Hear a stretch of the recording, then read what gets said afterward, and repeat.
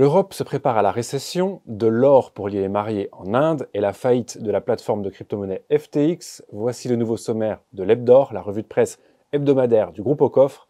Un tour de l'actualité en 5 minutes chrono pour vous permettre de bien identifier les enjeux du moment en France et dans le monde afin de gérer au mieux votre portefeuille de métaux précieux.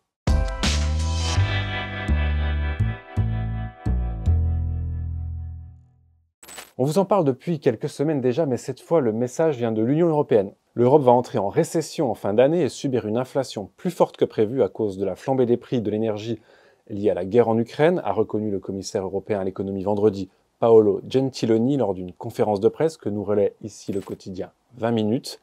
Il nous prédit une contraction de l'activité sur le dernier trimestre de cette année et le premier de 2023, et donc une récession à la fois pour l'UE, la zone euro et la plupart des États membres.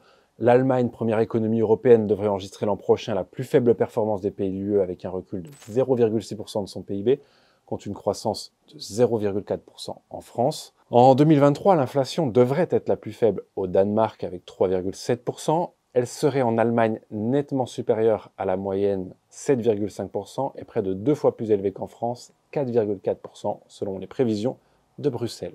Le blog L'Or et l'Argent annonçait déjà cette récession depuis quelques temps et s'est récemment penché sur le comportement du cours de l'or en période de récession économique justement. La plupart du temps, comme l'observe l'article, si la récession économique est provoquée par la hausse des prix et donc l'inflation, cela se traduit par une faiblesse de la monnaie, donc mécaniquement le cours de l'or augmente.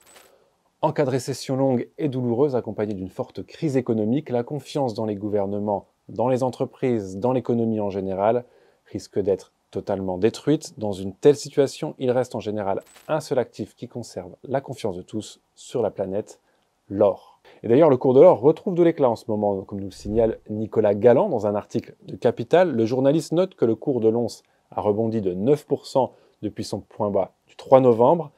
Un papier qui nous annonce aussi que les investisseurs pourraient possiblement bientôt bénéficier d'une fenêtre de tir pour se replacer sur l'or, notamment car le dollar, moins attractif, pourrait repartir à la baisse.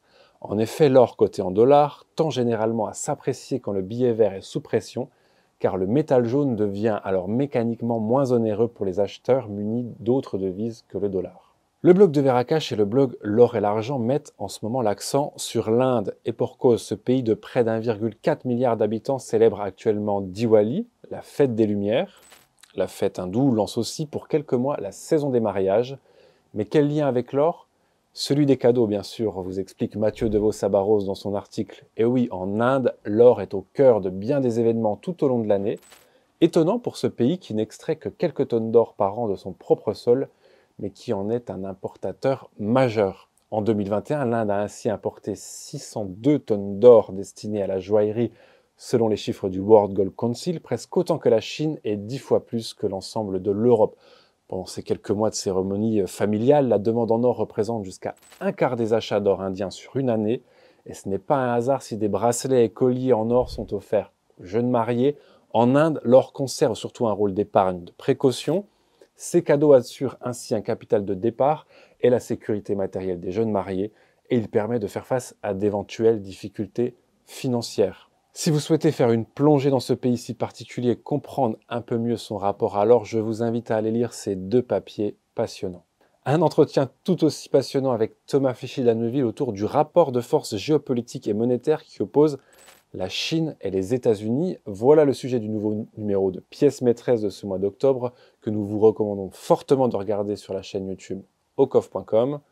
Avant ou après avoir visionné cette interview, pour ceux qui voudraient approfondir le sujet et nourrir la réflexion, nous vous recommandons en complément la lecture d'une série de 2 articles de Nicolas Perrin parus cette semaine sur le blog L'Or et l'Argent, qui reviennent d'abord sur la longue histoire de la domination du dollar américain, puis sur l'émergence actuelle d'un nouvel ordre monétaire mondial. C'est un tremblement de terre dans le monde des cryptos. En quelques jours, FTX, la deuxième plus grande plateforme de crypto-monnaie au monde, a fait faillite vendredi 11 novembre, plongeant le secteur dans la tourmente. Le groupe est évalué à quelques 32 milliards de dollars. Selon les médias américains, la fortune de son patron déchu, Sam Bankman-Fried, forte de quelques 16 milliards de dollars, s'est évaporée en quelques jours. Dans un premier temps, Binance a voulu voler au secours de son concurrent en offrant de le racheter, mais l'entreprise a finalement renoncé après un audit. invoquant une mauvaise gestion des capitaux de ses clients et une enquête en cours des autorités américaines. Dans le monde des cryptos, certains acteurs n'hésitent pas à comparer le crash de FTX à celui de Lehman Brothers, la banque dont la faillite avait déclenché la crise financière de 2008, nous dit France Info. Après cette faillite spectaculaire, le petit monde des crypto-monnaies se prépare également à un tour de vis réglementaire. Et pour couronner le tout et peut-être enfoncer un peu plus FTX, la plateforme est sous le coup de plusieurs enquêtes, dont une de la police des Bahamas, paradis fiscal qui abrite le siège de la plateforme d'échange de crypto-monnaies, qui a indiqué dimanche enquêter pour déterminer si des faits de nature criminelle ont eu lieu en lien avec le régulateur boursier et financier de l'archipel. Voilà, ce nouvel épisode de l'Hebdo est terminé. Vous pouvez retrouver tous les articles évoqués dans la description de cette vidéo. Vos commentaires et réactions sont toujours les bienvenus. N'hésitez pas à vous abonner à notre chaîne afin de ne manquer aucune de nos prochaines vidéos. Quant à nous, on se retrouve mardi prochain.